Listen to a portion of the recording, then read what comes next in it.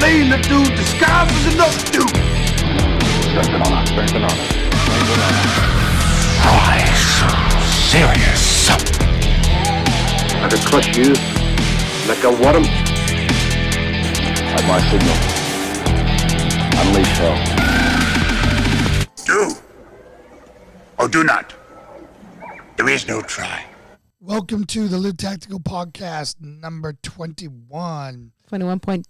21.2 because we had to refilm this entire thing for a second time because for some reason, without changing any settings, we recorded it on like blow your ears out volume without, and again, can't explain it. China. Technology, guys. It is not your friend. So welcome to the Live Tactical Podcast. I am Jason Perry, the CEO and founder of Trident Shield, and former Navy SEAL, former Boston SWAT, executive protection and corporate security specialist. And this is Lauren Perry, co-owner of Trident Shields, the relatable co-host for your show that deciphers this guy for you. Yes. She translates my grunts, my caveman grunts and groans into, stuff. Stuff. Yeah. Stuff you care about. Yeah, stuff you use. Good stuff. But anyways, welcome to the podcast. We got a lot of stuff to cover today. And you know how I know this? Because we're doing it for the second time, but I won't mention that again. Now I need to cue it up here and figure out where it went. Go ahead. We've been talking a lot, obviously, recently, for the last month plus, about coronavirus, what it means, talking about the variety of talking points out there, and the dissonance of opinions that's making it hard for people to know what to do and what to think.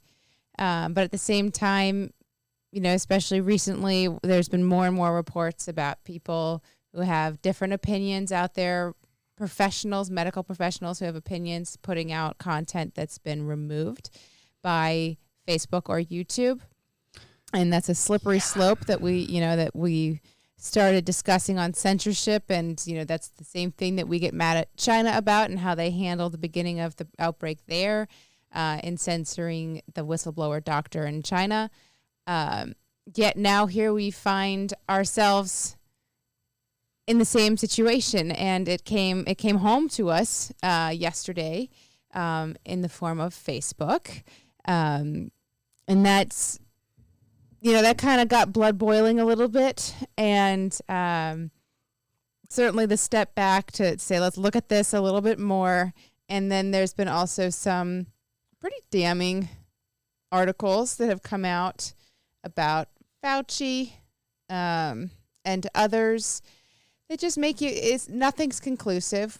I think it's important to kind of front that and say that nothing's conclusive, and I wouldn't say that either of us have, fully jumped ship on our previous points of view into the other one, but we want to take today's episode to offer some put out there information that we are hearing, offer our opinion and take on it, and let you all make up your own conclusions. But I think it's important that you see both sides of this, especially, Jason's been saying that he's been pretty hard on the conspiracy theory people out there, and some of this stuff makes it sound a little bit more legitimate. Yeah. So if I had to call this episode anything, it'd be Swinging Back Right. Mm-hmm. So I've been really hard on a lot of the conspiracy theorist stuff. I didn't give it much credit. But I decided after some recent events to start from scratch and look at this anew. And when I started to look at this anew and I started looking at things, I can see the possibility for some of the conspiracy stuff to be true. Mm-hmm. I'm not saying it's probable, but I'm not going to say it's impossible, and I'm not going to say they're crazy for thinking it. There's a lot of stuff that doesn't smell right. Mm-hmm. All right. There's a lot of stuff that makes you want to vomit in your mouth when you think of it. And that's the stuff we're going to cover today. Lauren already mentioned the Facebook censoring, which we're going to get into right now. Mm-hmm. And it is some pretty scary stuff because they've set up a system of where facts or evidence, they can call your evidence false without any evidence. And the stuff that they're saying has no evidence. You know what I'm saying? Yeah. It's crazy. I know that what I just said does not make sense. Lauren is going to translate that for you here in a second. But basically, they called an article what was their term? Partly false. Partly false because there was no evidence supporting something that it wasn't trying to support. And they have no evidence to disprove what was there. Okay. So go ahead, Lauren. So last week, I know I just confused the shit out of you. I'm sorry. Last week we were talking, as was everyone else, about Trump's statements in one of his press conferences about exploring the idea of injecting light or cleaner to clean inside the body and kill the virus. As often the case, he did not say this eloquently or coherently, and it was immediately spun and pulled into many different directions with people saying that Trump told people to inject basically like Lysol or Clorox into their bodies to get rid of the virus. He did not say that, but it was being spun that way. And shortly after, there were multiple people who have medical experience, either from receiving it or being a medical professional themselves, who said that although he didn't say it very well, Surprise. what he was talking about is not that far off from something that actually happens already in the medical treatment world, and that they can inject UV light into the body, and it's used to get rid of viruses and other pathogens. AKA disinfect. What they have not said, and what these posts are not claiming, is that this has been shown to be effective on coronavirus.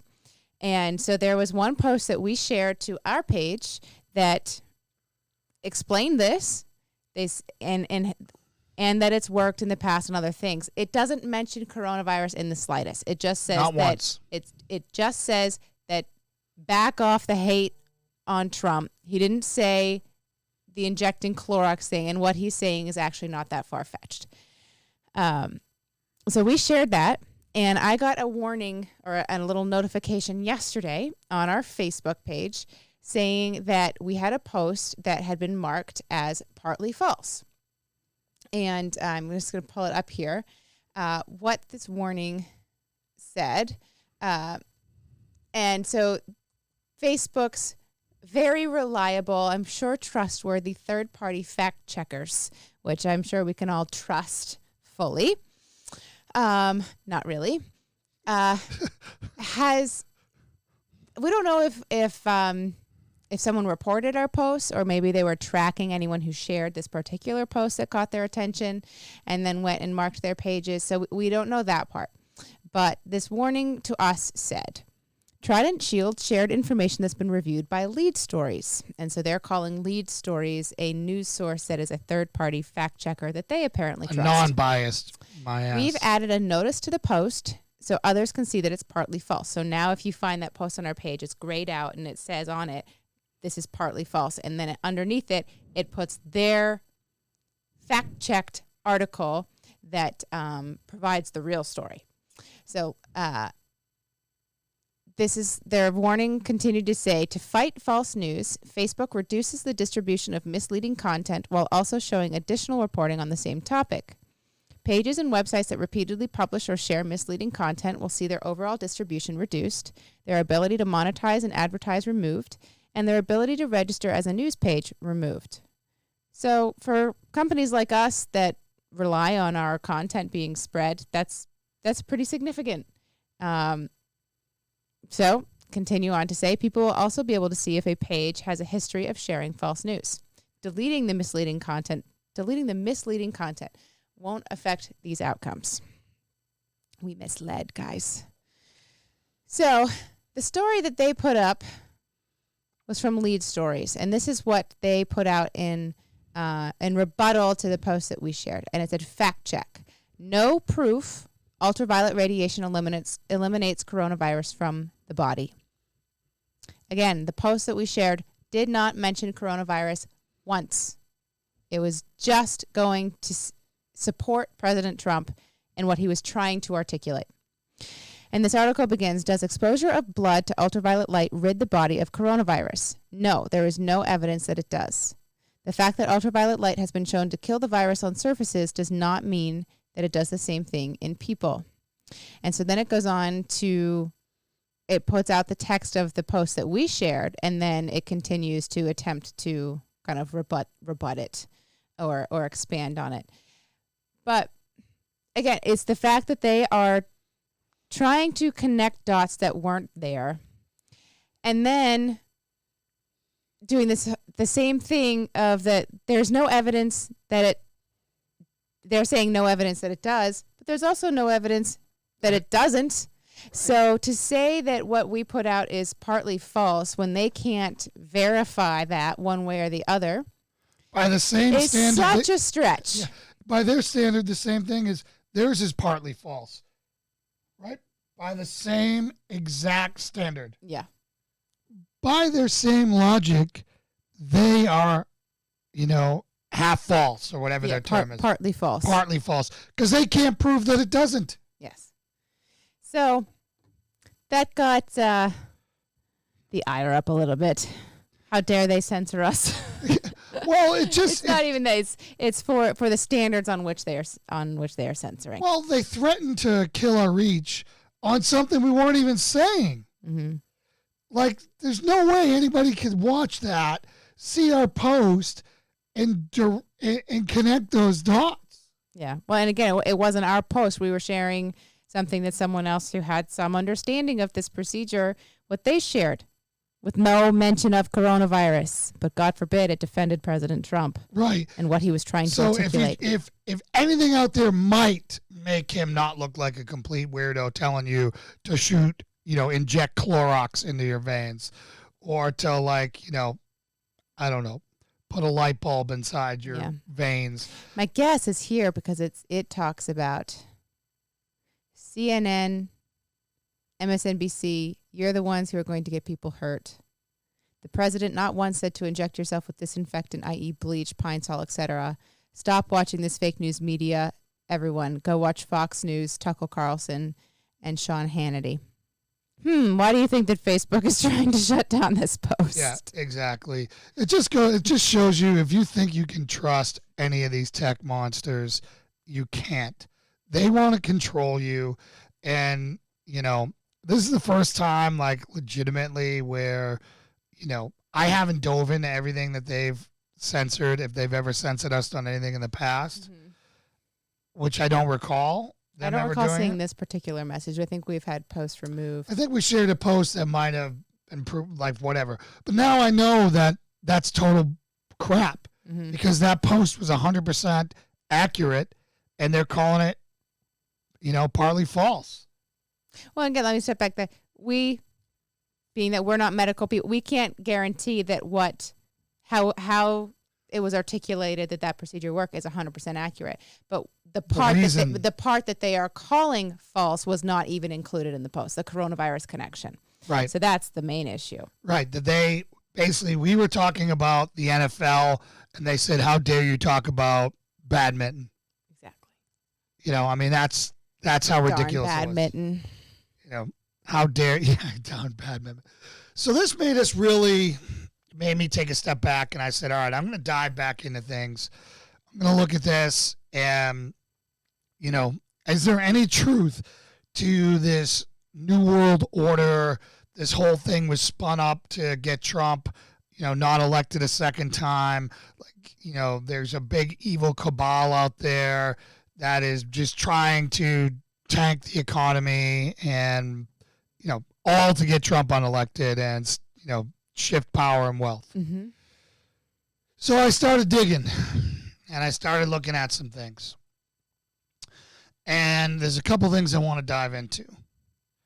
I want to give all my boys on the right of this issue, because I have been disagreeing with a lot of them, some validation. Again, like I said, I don't believe they're crazy. This is possible. I don't think it's probable. I think it's possible. It smells. It smells bad. And again, I think to say that there potentially is some fishy stuff that went on in the beginning of this thing and how it rolled out doesn't discount that this virus is killing people and that we had to take steps to prevent the spread. So like once it got out there, we had to handle it. We had to address it, no matter whether it started because of some deep state, people wanted to be involved, people had intentions of trying to take down Trump or anything. That's all one piece of it. The response and the effects of this virus are a separate piece that we had to handle. Yeah, and let me dive into that before I get into this first article. So nothing has changed in how we're telling you to deal with this. Treat it as a loaded gun. Treat it as the most serious thing ever. And then figure out, when you want to slack off on that, when you want to dial back your precautions. Mm-hmm. Based on what you believe it to be true. Now, who knows what that is anymore, right? So take all the data, look at what's going on in your community, and make the best decisions, that you can for your family based on that. We're just trying to equip you with some things.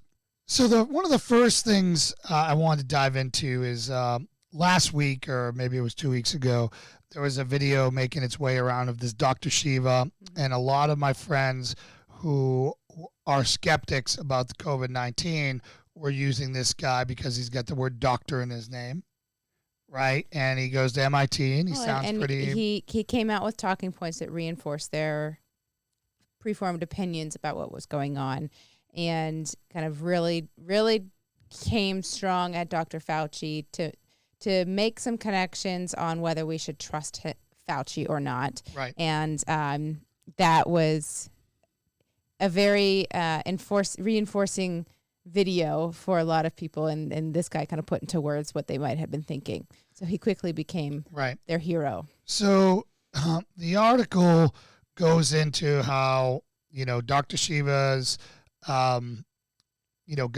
two MIT degrees, one's a PhD, and, it goes in that he's an anti-vaxxer, and just basically tries to set the stage of... it's essentially trying to educate people on this person that they are now supporting or touting as their spokesperson on the skeptic side of things, and basically saying kind of know who this person is that you're saying is representing kind of which everything I appreciated. that you think now, and that's good. It's so important to when someone comes out and says something that like totally validates everything that you believe. Take some time and dig into that person and see if they have any bias themselves, that they might be also misconstruing some information, or twisting some information to fit their narrative, which everyone is guilty of, or many people are guilty of. And so this article is just trying to expose him as not being as reliable of a source as many people are kind of putting him out as his poster child to be. And a lot of the article sounded good until there was a certain section of it that came along that kind of showed their butt a little bit as well, in that they have bias and trying to expose his bias of Dr. Fauci. And so it's all this like muddled circle of... Yeah, so the thing that he did when he went after Fauci is he tried to tie him to the deep state.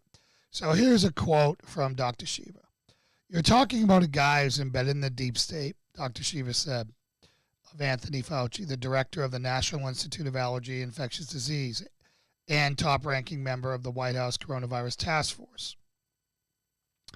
Dr. Shiva defined COVID-19 as an overreactive, dysfunctional immune system that overreacts to what causes the body. Scientists are still trying to understand how coronavirus interacts with the immune system, and claim that vitamin C should be used to treat it.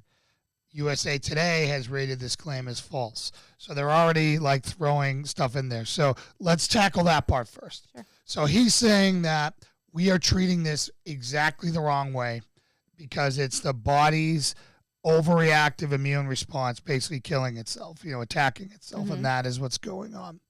And that vitamin C will help with that. So, again, from what we discovered from that previous article, I don't know how USA Today rated that claim as false. If there's been a study on vitamin C My guess is it's one of those things that there's no evidence yet that shows that that's the case, and so therefore they're making the stretch. But you have to go back and look at this whole scenario from the beginning and look at the pattern.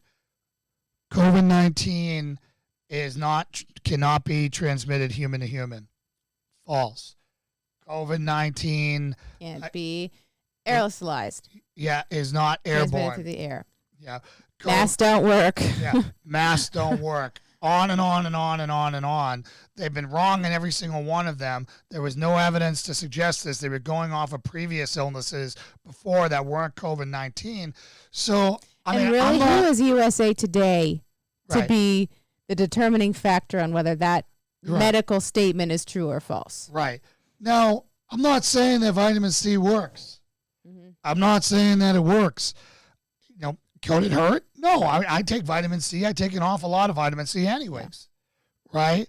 But I just, so anyways, neither here nor there. I just putting out definitive statement on a disease that we've only known for a few months is kind of rich in my opinion, we still can't figure out, like I said in yesterday's podcast, whether eggs are good for us or not, right? And they've been around since the beginning of time. Yeah.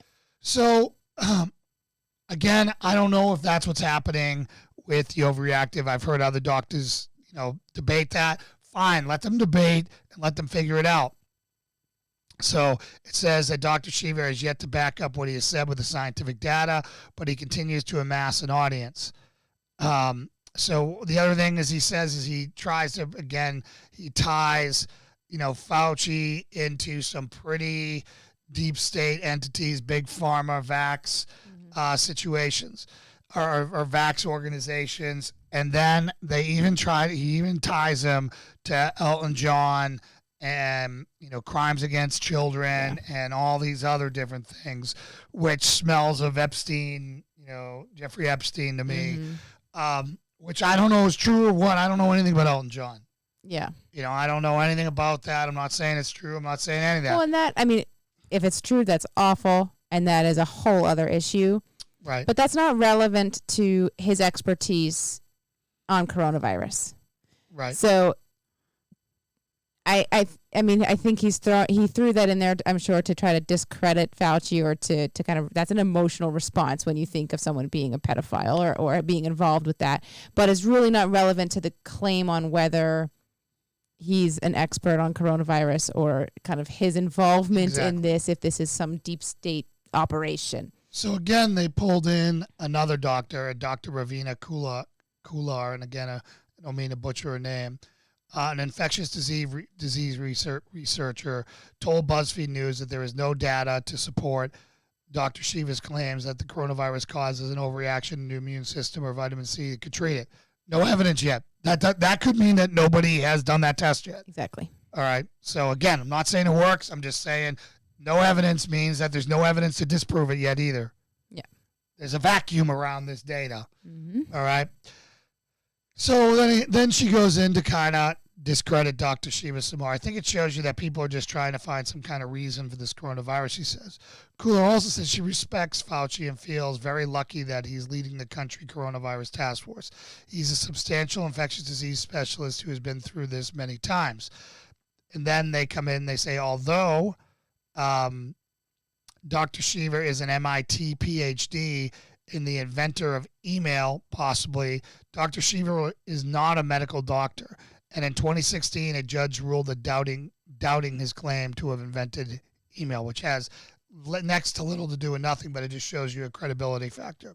In 2018, he garnered 3.4% of the general election against, Senator Elizabeth Warren. during a race, which he was supported by fake Facebook accounts, which you can start seeing the bias come on here, because literally every politician is supported by fake Facebook accounts. Mm-hmm. You know, to say that you've gone through and checked them all, it's ridiculous. You haven't. Every politician on earth today, you know, has been backed by fake Facebook accounts. He's now a candidate for the Republican nomination for the other Senate seat of Massachusetts. Good luck to him. Scott Brown was our best chance at having a Republican senator in Massachusetts. He didn't stay long. He got Ted Kennedy's seat, and then they put, you know, Pocahontas there in his seat, which is just crazy. Having graduated MIT in 1986 with a degree in electrical engineering and computer sciences, Dr. Shiva developed a graphic software that was sold to Lotus Software. After selling his company, he returned to MIT, earning his master's degree in animation and mechanical engineering and a PhD in computational systems biology. I'm not smart enough to even tell you what that means. Right. I don't even know what that means. I think it means he's a bright guy. Seems very bright. I think people see doctor and they think they immediately think medical doctor. They think medical, or that they know something about this. Right. So basically, the whole point of this up to this point is just saying know this person that you are using as your expert. Right. So I don't have any problem with really what they've said up to this point. And then they show their ass. Most recently, Dr. Shiva has cultivated an online following among anti-vaxxers and other pseudoscience communities. He is also part of a right-wing campaign to discredit Fauci. They are falsely claiming, here's the part where they show their opinion. So this is their opinion now. They are falsely claiming that Fauci is working with former Secretary of State Hillary Clinton and the deep state to cause an economic collapse and discredit President Donald Trump. That is BuzzFeed News' opinion. Mm-hmm. That is not a fact. They have not disproven that. There's been no investigation into that. There is nothing. That is a fact. So and now it just falsely claiming. Yeah. So now when you're reading news like this and you get an alarm bell goes off in your head when you read something like that, you now know who wrote this. A liberal loon wrote this, whose whole purpose was to blow this up, and now you're going to go back and re-examine everything they said with a fine-tooth comb. Right. So they are attempting to discredit the person who was trying to discredit Fauci, but they've discredited themselves in discrediting this doctor, which almost then gives more credibility to him in his original argument against Fauci. So the whole web continues to be complicated, but know your sources. Yeah. Look for little keys like that are giveaways on someone's bias when they're trying to educate you. And be smart and make your own decisions. Yeah, and I think you're going to see that, you watch somebody long enough, they're going to show you who they are. Mm-hmm. Right? So anyways, I just wanted to put that out there. I wouldn't put all my eggs in the Dr. Shiva basket. I'm sure he's brilliant. I'm sure he's got some points. But that's not the guy who I'm going to bet my son on if I'm sick. Mm-hmm. Right? Oh, for sure. If he's sick, I'm not going to bet my wife's life. I'm not going to bet Lauren's life on Dr. Shiva. Do I think his idea needs to be discussed vigorously? Well, and yes. I haven't listened to all of his content, but it sounds like he's more focused on the discrediting Fauci part than his opinion on how this should be treated part. But clearly he did make that statement about the vitamin C and what's going on there. So he did dabble into the health aspect of it as well. So yeah. So do your research. So here he is again on, this is Dr. Shiva again talking about, I don't know if I want to fade into this, but I just want to be clear. Fauci, this is him quoting, Fauci prides himself on connections with Hollywood and Elton John and all this, Dr. Shiva said. What you're looking at is a strategic move to destroy the economy by using it as a vehicle to not only impose vaccine mandates, but also as an opportunity to suppress dissent and destroy freedom. Above this, he says in his interview, Dr. Shiva accuses Deep State of orchestrating a coronavirus outbreak to stop Trump's reelection.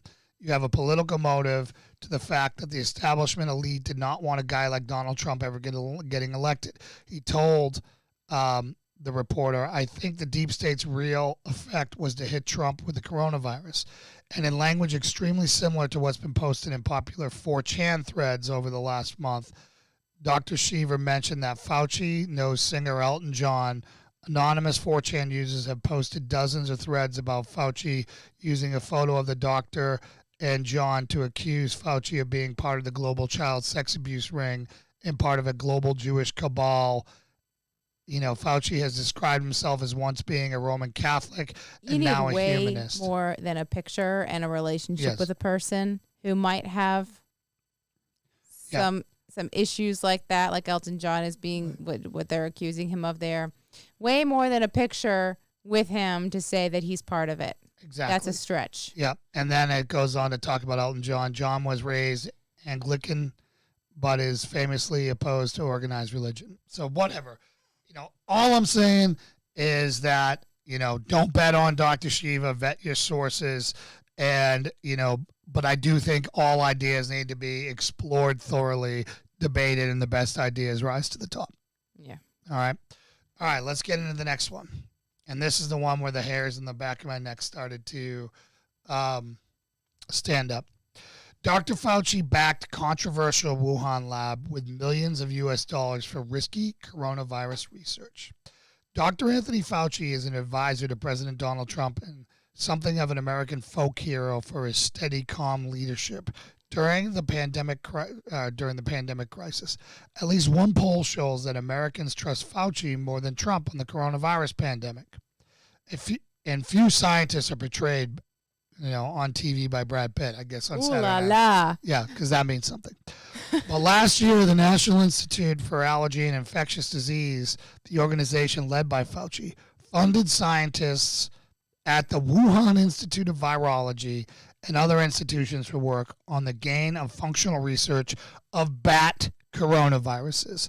So for those of you who don't know, the Wuhan Institute of Virology is the level 4 lab where they think this thing came from. In 2019, with the backing of NIAID, the National Institute of Health committed $3.7 million over 6 years for research that included some of the gain of function work. The program followed by another $3.7 million, a 5-year project for collecting and studying bat coronaviruses, which ended in 2019, bringing the total to $7.4 million to the exact lab where this came from. It's crazy. Just the fact that it was specifically for the bat coronavirus makes you go, what the heck? Right. So this looks terrible, right? Yeah. I mean, this is absolutely awful. And you're reading this and you're like, what? Like, this doesn't smell right. No. I want to offer, you know, the seedy, underhanded, negative stuff is easy to see. Mm-hmm. I want to offer some possible good intention reasons on why Sure. they might have sent the money in or why they did this. One, maybe spending the $7.4 million allowed them to get data and research inside that lab, basically eyes on that lab on the inside, that led to the report in 2018 that lab was not taking security measures and containment measures seriously. Yeah, and I haven't looked all that much into that report. I mean, I've heard that it came out and that there was these cautions about it. Then what? I mean, clearly that didn't clean up how they were handling anything if this I don't know virus what got out. steps So were taken. what was the result of that report? So does it even really matter for that report to have come out? Did anything happen? Yeah, I don't know, but I know if they did get data out of there, we would be the last to know about it. Mm-hmm. Right. The other part is maybe they were funding this lab to help prevent the next outbreak. Mm-hmm. But it just looks really, really freaking bad. I mean, we'll have to see if he addresses this at all. I mean, I'm sure he's aware that there's more and more conversation about whether he's compromised or not, or his past and actions he's taken. I wonder if he's going to address this money. I think Trump is going to make him. Yeah. Because I think this came out today, and it wasn't like it came back from a right-wing newspaper or Fox News. It came from Newsweek. Yeah, and what's interesting is as soon as, well, I shouldn't say soon, Trump has a history of letting go of people who start to have these controversial things kind of highlighted about them, and that in itself will cause quite an uproar if But why? the people's hero gets Yeah, replaced. I mean that like I think Fauci's become too big. I think that it's not like he's been right once throughout this whole thing. If you remember back in January, Uh-huh. he said this was no big deal and the world had nothing to worry about coronavirus. And oh my God, holy smokes, he was wrong. And then he said it didn't come from a lab, right? And all these other different things. And it's not, I mean, he's one of the primary disinformation people. That's interesting. So, I mean, they paid money to support this research on bat coronavirus. And then you'd think that he would know about it, and whether that factored into him saying that it wasn't a big deal. So this is what I think now. You know, we've talked about, is this a weapon or is this not a weapon? Mm-hmm. This is a weapon, hands down. Do I think they meant to deploy it? I think maybe not. Mm-hmm. I don't know. That part I can't tell intent. But I can tell you that this is a manipulated virus. That's my guess. I don't know that. I know that they've tried to say that guess. it doesn't have markers of being shown to have been manipulated, but here is who are they the going to thing. tell us? Right. If the U.S. government knew that this was a weapon, and even if they knew China deployed it, Mm-hmm. what can we do? And the only thing left is World War III. Mm-hmm. I mean, we would be working behind the scenes like we are now to isolate our economy, try to impact China, rally the world against them. Those are all things we're doing right now. Yeah. You know, kinetic warfare between us and China does not make sense. The whole world dies. Mm-hmm. Right? So if kinetic war doesn't work, what are you going to do? Now think of this. There's a couple of options on what this is, and we can, actually let me wrap that up at the end. So you take this, Fauci spent $7.4 million, or Fauci was tied to $7.4 million that funded the Wuhan lab on bat coronaviruses, where a bat coronavirus came out of a lab in China that has now infected the world that he said was no big deal. Mm-hmm. Looks bad, smells bad, absolutely bad taste in your mouth. I'm vomiting in my mouth as we speak right now. Then you have this. Event 201. Mm-hmm. So Event 201, the Johns Hopkins Center for Health Sciences, in partnership with the World Economic Forum and the Bill and Melinda Gates Foundation, hosted Event 201, a high-level pandemic exercise on October 13th, 2019 in New York City. 2019. October 18th in 2019. Yeah. Did I read it wrong? Yeah. You said October 13th. I'm sorry, October 18th in 2019. Yeah. So 1 month before Wuhan started showing up everywhere. Yep. And this freaking this thing was so out of control. They gave away little stuffed animals of the coronavirus, which is what they used. Right? Yeah. Their pandemic was about, I know that there's multiple versions of coronavirus, so is that not all that surprising that they would have chosen a coronavirus to be a pandemic? Or is it like, that's too much of a coincidence? And then, of course, the coronavirus thing looked exactly like the coronavirus, which maybe all coronaviruses look the same. I have no idea, but I think that's part of almost like the it was corona crown. I think that's part of. Yeah, why? That's right, corona the because of the strain. Yep. And so they have freaking stuffed animals of this coronavirus thing, Yeah. right? And they do this whole mock-up with Bill Gates, who's also a big pharma vaxxer, right? So obviously this whole thing, this connection, is like, what on earth? So Fauci and Bill Gates were involved in this tabletop exercise, which we do tabletop exercises with our clients. They're fantastic drills to do. And they run through kind of on paper, talking through, is your organization, or in this case, is your country, ready to handle a potential emergency? And they escalate up in the steps of what might happen as this rolls out, and who's responsible for what, and what do we need to have in place, yada, yada. Very, very valuable. So that it's a good exercise to do. But so now we have them doing this exercise shortly before. And so people are obviously connecting dots, whether they're there or not, that what are the chances it's a coincidence that they were talking about the very thing that started happening a month later? Right. And so John Hopkins has, of course, put out a statement about this now that people have started to connect the dots.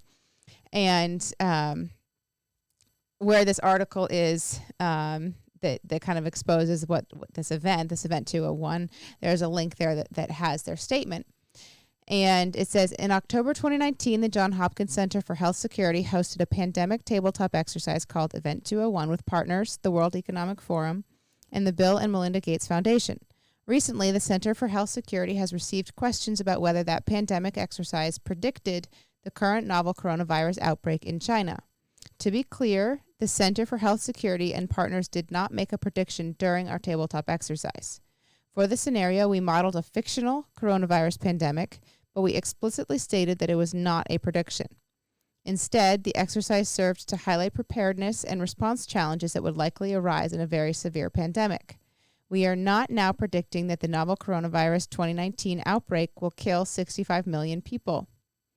Although our tabletop exercise included a mock novel coronavirus, the inputs we used for modeling the potential impact of that fictional virus are not similar to this one.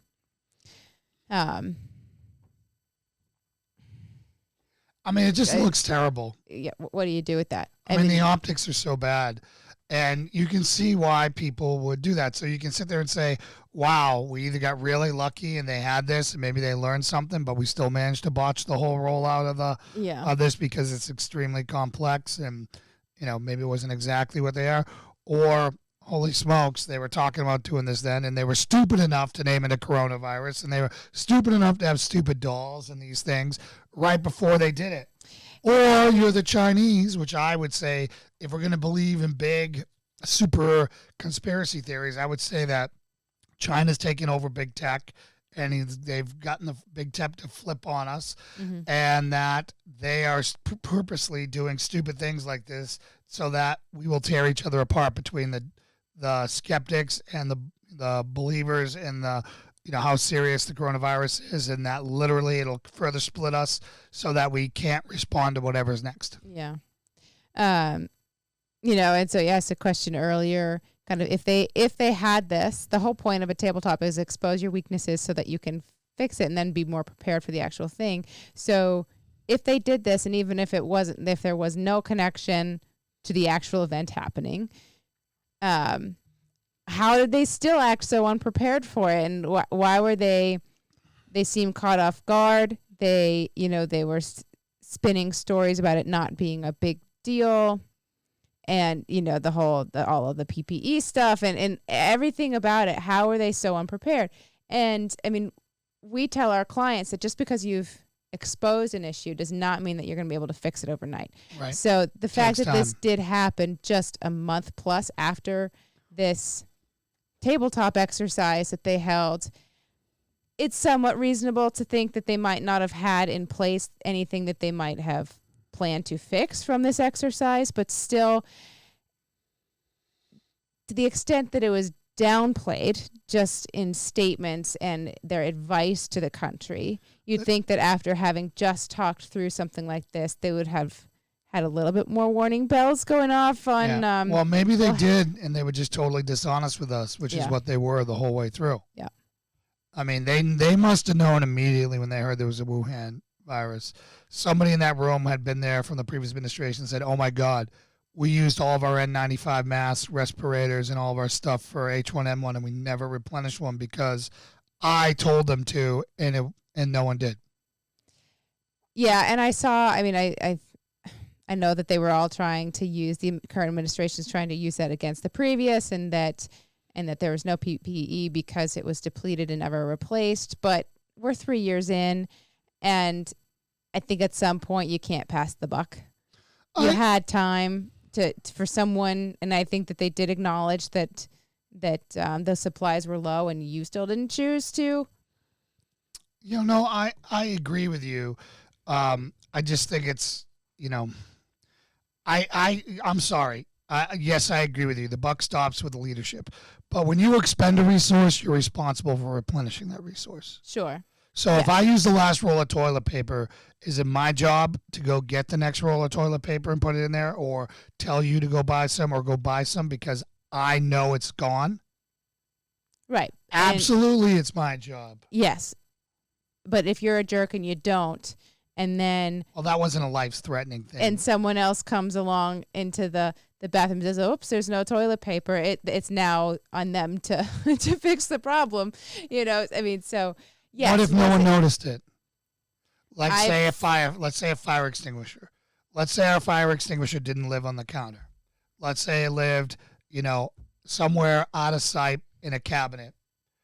I had to use it for something, or I lent it to somebody who had to use it for something big, and I never replenished that. You're assuming it's still there when you come in. You've never thought about coronaviruses one day in your life. You never thought about a fire, but you know that we have that, and then you go to use it because there's a fire on the stove. Whose job was it to tell you that it wasn't there? Well, I'd say at the very latest, they should have realized this at their tabletop on October 18th. Yes, they should have. So, I mean, and I've seen some, I would have to go back and find, I've seen some statements about, in this conversation about whose responsibility was it, that it was acknowledged at some point since Trump's been in there. But, I mean, that it's just, you can't go back. But no, you got to deal with the take reality that you got it. There's going to be time for an investigation, all this. I'm just, there's some strange stuff out there. It's like UFOs with that Navy footage of objects in the air doing things that we can't account for. Yeah. I don't know what I don't know, and it freaks me out. All right, so the next article I wanted to get in here was a Hill article, of which we've been featured in the Hill. We have been. Go read. We're Hill contributors. Taking the fear out of active shooter training. That was our article. Go check it out. So here's the article. The title: The data is in. Stop the panic and end the total isolation. So I wanted to get this thing provides what they call 5 facts. And anytime somebody tells you they have 5 facts, I think you really have to look at the facts to make sure that they're actually facts. Not opinions. And they're not opinions, and that they're not making assumptions to make those facts. All right? So let's dive in here. Starts off with the tragedy. The COVID-19 pandemic appears to be entering the containment phase.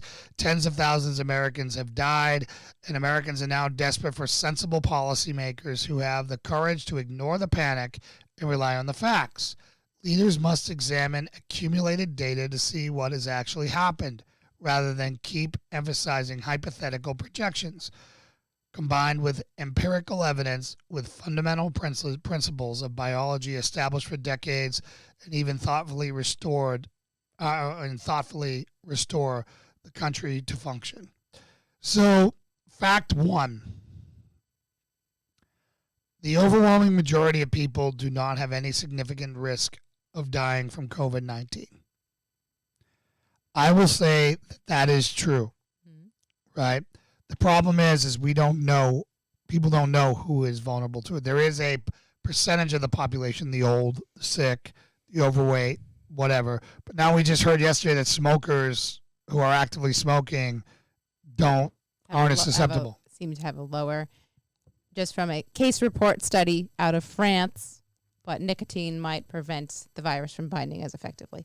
Yeah. Who'd have thunk it? Yeah. So again, I understand that. And this brings us to our discussion from a few podcasts ago where China locked up, out of 90 million people, wasn't it 90 or was it 80 million people? They locked up 1 million Muslims to make 79 million people's life better. Mm-hmm. So China in a second didn't even blink and just said 1 million people for 89 million or 79 million. Mm-hmm. Done. That's 1.5%. Yep. Where's our number? How many people are we going to let die so that the rest can all live good lives? Yeah. That's a realistic question that we need to ask, because that's the consequences of this. Mm-hmm. How many is too many? And, who I'm glad I'm not measuring that. Yeah. And I know that, when we went into this lockdown, it was every life is precious. And if we can save one, then it's worth it. I know a lot of people, some politician in Texas people went after him because he said, honestly, I would sacrifice my life to save the economy that's now being crushed, to save a person like me. And he said, I would rather have my grandkids have a successful chance at life in America than Can you imagine how the media would have crucified Trump if he said, keep the economy open, we're going to just let it go? Yeah. We're just going to let people die. He would have been the angel of death commander-in-chief. Mm-hmm. You know what I'm saying? That's what they would have called him, uncaring Trump. Yeah. Trump is holding off opening the economy at the expense of his base. His base wants it open. Mm-hmm. And he is defying his base because the guy's got a big heart, whether you care about it, believe it or not. I honestly think he doesn't want people to die, and he's taking this very serious. Worth the try. It was worth a try. And we balked, and we didn't do it effectively, in my opinion. We tried to slow it down. We slowed it way down, actually, if you think at it. Our hospitals weren't overwhelmed. We were able to contain it and do some things. And I don't know if you can second guess, change one person not getting sick, not infecting 10 or 20 or 100 or 1,000, 10,000, 100,000, a million. Who the hell knows? Yeah. Right? It's impossible. Until we go back and understand this afterwards on how it happened, we're all just guessing right now. No one knows really anything. Yeah. So, but if you were to ask me, is 60,000 people worth what we're going to do to the world? Mm-hmm. Right? And it's 60,000 people in the U.S. Right. Right? It's more than that globally. Is that worth it? I would say no. But we didn't know those numbers. Mm-hmm. We were told millions. And that's what the measures that we took globally. And if we hadn't, we don't know what that number would be. And so then we might have been saying, why on earth didn't we? So it's impossible. We can't go back. What we need to do is look at where we are now and say, can we move forward yet? Are we ready to start recovering yet? And I think that more and more it's looking like, yes, we can. So fact 2, protecting older at-risk people eliminates hospital overcrowding. So we know that the older at-risk people, older populations and the people with at-risk conditions were the ones that seemed more likely in higher numbers to be the ones in the hospital. So if they took the precautions to protect themselves, or we as a society supported that, then the lesser numbers of other people getting sick who might have just gone about their daily life normally, that wouldn't have overwhelmed the hospital system, which was one of the primary concerns and reasons for this lockdown, was to not overwhelm the hospital system. Yeah, and I can agree with that. I can agree with that because they're the ones who are more than likely going to go critical. Mm-hmm. So fact 2, legitimate. So fact 3, vital population immunity is prevented by total isolation policies, prolonging the problem. So I would also say that this one is true, but it's a little misleading. We have not done total lockdown. Mm-hmm. We've done a different approach of a modified lockdown where we're slow rolling it. We know everyone's going to get exposed eventually. We're buying time to further science, a treatment, or a vaccine. Well, and this fact is operating on an assumption, so therefore it can't be a fact. Exactly. That people who get this have the antibodies that make them immune to getting it again. Which we don't know. And that is up for debate. Yep. With the WHO, trust them or not, they've put out a statement that says that there's no evidence yet that you get immunity. And there have been reports that have not been fully explained that multiple people around the world have gotten this twice. So whether it's that the virus is mutating or whether we don't actually get immunity. So this one, it's a bit of a stretch for them to call this a fact. I agree.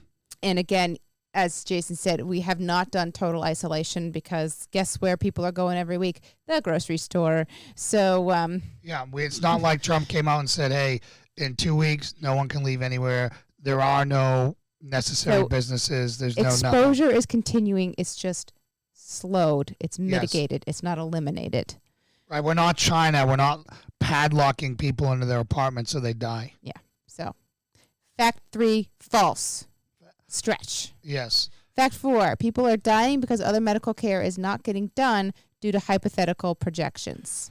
This is correct. I don't think it's because of hypothetical projections. I think it's the scare tactics that are doing that. Some of both. I think that they expected that the entire hospital was going to be taken over to become a COVID central place. And so they shut down everything else so they had the resources. I don't understand why they haven't adjusted this faster. That's, I think like why, if we were expecting all these hospitals to be totally overrun, then why, when they weren't, are we not back up yet? Yeah. I mean, I don't know if it's still that they're waiting for the second wave, or it's that delay and that we haven't adjusted our practices yet to these updated numbers, because then that might be admitting that there was some wrong there, or the whole, like, we can't make changes too quickly because it'll undo everything. That then would probably also, that's more traffic now into the hospital. And so that's people moving around that we're still trying to limit. Yeah, and I know the PPE shortage and all that other stuff. It's just, I don't know, man. It just seems like, we should have been more nimble in our response, which is what Trump was trying to do when he put it in the governor's hands, because they were on the ground. They would know what's best in their states. They would know all these things, and they would be able to make decisions based upon them being executive. It's like Trump is the president of, the franchise, and then all these other franchises are on the ground. They can make they're all owners of their own individual franchises, and they can make their own calls better there than he can a million miles away. Yeah. Or thousands of miles. So, but as a concept, this fact does seem to be true. Multiple health experts, surgeons have been out on the news talking about their experience here, and that other health issues have not stopped because of this. Heart issues haven't stopped. Cancer has not stopped. Tumors, infections, you name it, they're all still going on. But now people are not able to get treatment. And what surprises me from this statement, and I believe it based on other things that I've seen, is that what they have determined to be a non-essential procedure within the hospital care, chemo, they're calling non-essential in some places. How is that Cancer possible? screenings, biopsying of tumors, non-essential. So that is delaying the diagnosis and the ongoing treatment of things that are absolutely fatal to people. And so now we have people who probably either have already died because of this, or who now will die because their treatment was prevented. So that's a huge problem.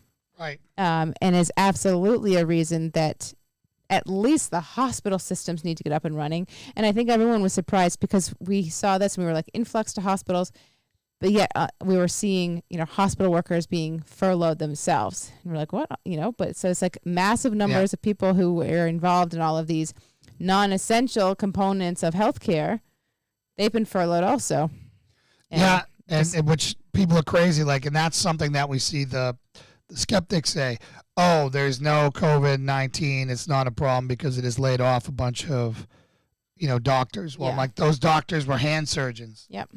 How many people need, how many people need bunions taken off their feet? Our nanny is an orthopedic surgeon, fixing the broken knees and such. And God help you. Her husband is.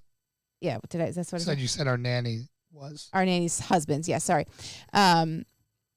If you, break a bone right now or tear an ACL, you might not find that that's going to be fixable for a little while if that's being considered not essential. So. It's just crazy, and I don't like the term crazy. I'm sorry I keep doing that. I just feel like we really need to be more nimble in this situation. I understand that they want to wait and see and then adjust off of the reality. They want to keep doing things. But I just feel like there's a lot of unnecessary suffering because we're not being nimble enough regionally. Yeah. Okay, fact 5. We have a clearly defined population at risk who can be protected with targeted measures. Protected with targeted measures. I don't know if that's similar to 3. Yeah, it's similar to 3, and I understand that. To 2. I'm sorry. Protecting older at-risk people. And, protecting older at-risk people is 1, but now we find out that 30 and 4-year-olds are getting strokes and aneurysms and all kinds of these things because we still don't understand it. We don't know. Yeah. My biggest, so that's That's not an across the board. The majority of people in those younger, healthier age brackets will recover fine. Obviously, down the road, we might see some more, like we know that hearts and lungs seem to be susceptible to permanent damage. And so we'll see there. But to me, more the connection with people getting sick, even if they're going to recover fine, that's what, I mean, the meat shortage that's coming up, entire processing plants have closed because significant populations of their employee group have gotten sick and they can't work. So if we open it up, is everyone else going to get sick? So yes, they might not die, which is obviously, that's good, but our economy and jobs and supply chains still would have the potential to be seriously impacted. Yeah. More so than what we might be seeing now, just because the employees can't work because they're sick versus just being told that they can't come to work. So the saying that it's a clearly defined population at risk and we can protect, like we can basically isolate and protect them, seems to be there's some I mean unintended consequences there. Everyone says, they're mild symptoms and all that. And I guess we're not going to know. That's the hard part about this. But then there's some people, we have some people here who thought that they had it that was, and they were destroyed. Just like the worst flu ever, knocked out for 2 weeks kind of thing. Like literally could barely make it to the bathroom type stuff. Yeah. So. Yeah. It basically comes down to, is anyone who tells you they know what's going on or they absolutely know something, you now know they're full of garbage. Because no one knows anything right now. Dr. Fauci doesn't know anything. Mm-hmm. No one knows anything. Everyone's just guessing what's going on. So you have to take all the data. You have to process it and make a decision that's best for you. Yeah. All right. And just realize that the other side of this, whether they're a skeptic or, they're not crazy. There's enough misinformation out there that has perfectly divided us. Usually along party lines, imagine that, if there's a big supervillain, they're winning right now because we're tearing each other apart on how we do this. And that's the sad part. Mm-hmm. All right. So that's the news stories we want to cover. I'd like to get into Hump Day real quick because it is Relationships Day and we know our 5 pillars of preparedness, and family foundation is one of them. And, we're in a rough time right now. We're doing the coronavirus lockdown like you guys. Our business is struggling just like everyone else is. We have a baby who's 11 months old, and now we have in-laws who just risk their lives because they're in their 70s to come down here to help us move up to Maine. Mm-hmm. And I must say, guys, I'm going to say something that you're going to think I'm crazy. My in-laws and I have not had the smoothest experience together, but it has been amazing. It has been amazing. It's come a long way, but as with every family dynamic, visits always put pressure on relationships, no matter what your relationship dynamic is. And you can have the best one and still being under the same roof for multiple days at a time, and having to cohabitate in ways that impact kind of your typical dynamic to accommodate others can be very stressful, as everyone knows, around the holidays. Yep. So they're here for 2 weeks, and so it's like, what is that going to bring? And so far, it's been fantastic. It's been amazing. It's been amazing. So I think there's a couple of reasons for that, if I may. Sure. So one, I think, is we have a mission. Mm-hmm. Like we all have something bigger than ourselves, bigger than our wants to accomplish. It's to get us out of here and get us up to Maine, closer to them, so that our family is more centralized and less decentralized. Mm-hmm. So I think that helped. And then it's the deliberate part, right? And I'll let you talk about that. Yeah, I have tried to make a deliberate effort daily, if not multiple times a day, to check in more. And even if I don't feel like anything is wrong, like we've talked before, we can normally identify when something feels off between us. Just saying, how are you feeling? How are things going? Have I not noticed anything that might be going wrong with you and me, or with you and my parents?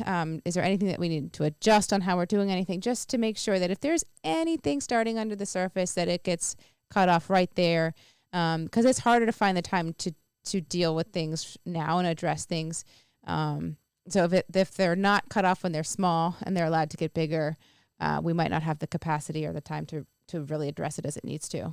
Yeah. And then I think the second part was deliberate grace, where, your parents risked their lives to come down here in the middle of a pandemic, right? They're in their 70s. They're in their prime vulnerable window. And they suited up and came down here to help us when no one else could or would. And that means they get the benefit of the doubt on everything. And that means I'm going to go out of my way to show appreciation and forgive any missteps, which there have been none. But that, I think, is another part of it. Absolutely. So I know those were quick, down and dirty, and I know we're running here a little bit late. Remember, this is our second time doing this. We laughed a lot more in the first one. We talked about one of the symptoms for coronavirus, which is we don't have the blue time. toe. Let's not get. We don't have time for that one. Nope, no time. And I just want to say that maybe this might happen every morning, where Lauren rolls out of bed and looks down to see if her giant big toe is blue. Where you come up with this shit, I have no idea. Because that doesn't happen in the slightest. You've never seen me try to study my toe in the morning. I didn't say you study, but... He's the biggest stretcher of fabricator. I'm not even going to say stretcher of the truth because there's no truth to it. What? Do you look down in the morning? No, not Yes, you do. Everyone looks down in the morning. Not to be like, oh, is my toe still there? What is the one sign and symptom that you've latched on to for coronavirus? It wasn't hypoxia. It wasn't blood clotting. It was blue toes. I do not have a concern about having coronavirus right now, and there is zero toe studying going on. Well, anyways, everyone, we're going to wrap it up. So God bless you. God bless your family. God bless America. May He give our leaders the wisdom and the knowledge to get us through this time, and may He protect each and every one of us. In Jesus' name we pray. Amen. Amen. Peace. Remember to like and comment below this video and subscribe to my channel for more great videos on coronavirus updates and how to protect yourself and your loved ones.